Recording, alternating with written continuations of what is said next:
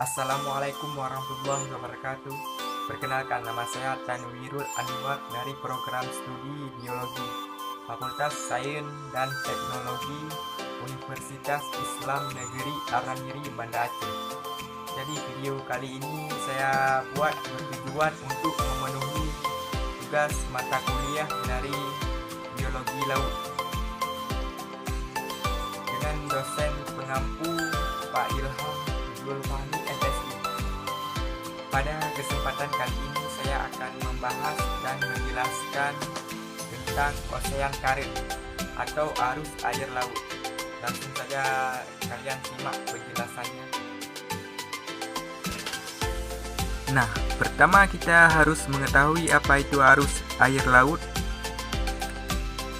Arus air laut adalah pergerakan massa air secara vertikal dan horizontal untuk menuju keseimbangan, yang mana air laut ini menuju dari satu samudra ke samudra lain. Panjang arus air laut ini bisa mencapai ribuan kilometer, sedangkan lebarnya kurang lebih 200 kilometer. Arus ini terbagi menjadi dua, yaitu arus hangat dan dingin. Arus hangat adalah arus yang berasal dari ekuator dan mengalir menuju kutub, sedangkan arus dingin adalah arus yang berasal dari kutub menuju ekuator. Arus air laut biasanya dinamai sesuai dengan nama wilayahnya. Contohnya seperti arus air laut hangat yang mengalir di Brazil, maka dinamai arus Brazil, dan begitu juga contoh dari arus air lainnya.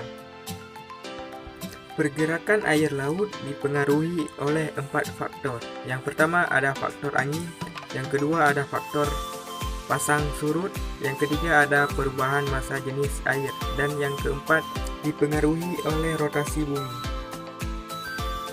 Arus laut ini dibagi menjadi dua bidang, yaitu arus laut permukaan dan arus laut dalam.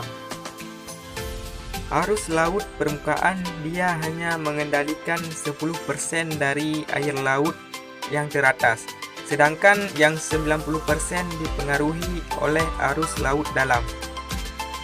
Meski disebabkan dengan hal yang berbeda, kedua arus ini saling mempengaruhi, yang mana sehingga menjadi gerakan yang rumit yang membuat seluruh lautan ini tampak bergerak. Kemudian di tepi laut, arus permukaannya digerakkan oleh angin dan ombak pasang surut yang menarik air bolak-balik saat air laut naik dan turun. Dan pada laut terbuka, angin merupakan kekuatan utama arus permukaan. Ketika angin bertiup di atas laut terbuka, maka ia akan menarik lapisan yang paling atas, yang kemudian menarik air di bawahnya. Dan di kedalaman 400 meter masih dipengaruhi oleh angin permukaan.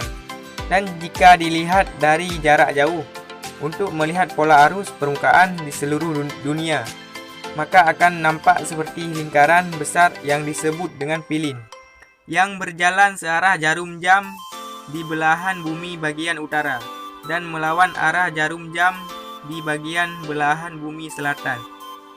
Hal ini disebabkan oleh rotasi bumi yang mempengaruhi angin dan menimbulkan arus. Jika bumi tidak rotasi, air dan udara akan bolak-balik. Kemudian arus permukaan air laut ini dia dipengaruhi oleh perubahan massa jenis air laut. Ketika air laut bergerak menuju kutub utara, suhu air semakin rendah.